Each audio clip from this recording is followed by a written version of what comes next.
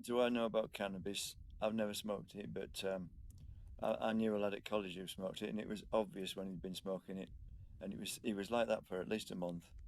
It would take him about normally he was on the ball. He wasn't that. He was one of the top students. He would um, he would answer straight away. After he'd been smoking cannabis, it could be 3 minutes, towards 3 minutes before he answered, or fully answered, and it was gobbledygook when he answered. Yeah, it took him ages to answer. His responses were slowed right down, his mental responses and everything.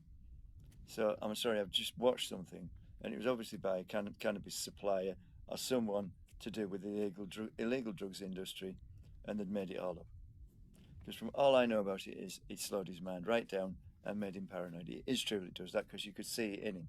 You could see when he was like that, very nervous and undisturbed by things. And yeah, and in the end, he had to write the formulas and everything on a beam on the roof when the lecturer was out in the room the week before, so that he could answer the questions in an exam. The lecturer never saw it because he sat at the back of the class and he walked under the beam, but he couldn't see what he'd written on it. That was how he got through the course. He should have passed easily. I was the award-winning student. I didn't do cannabis. Yeah, I drank a bit, but I gave that up because I'm not an alcoholic. I'm not addicted to anything. But yeah, it's no good for you. I mean, the bloke next door does magic mushrooms. You did alcohol, saying that to me. Well, apparently he had a cycling accident. He never said that until I said I had one.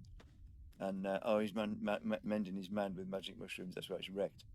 Why do I suspect I had the cycling accident? The same thing at work. Somebody put something in my food or drink. That's not paranoid. It's true because I've known it happen.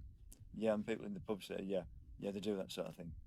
Because I was at work one day operating a machine, well, a crane, overhead crane, with somewhere between 3 and 5 tons of steel, and I often had to do that piece I made for the trailer, the front end of a trailer with um, what's it called, a monocoque trailer. It didn't have a chassis welded on it. It didn't have a chassis.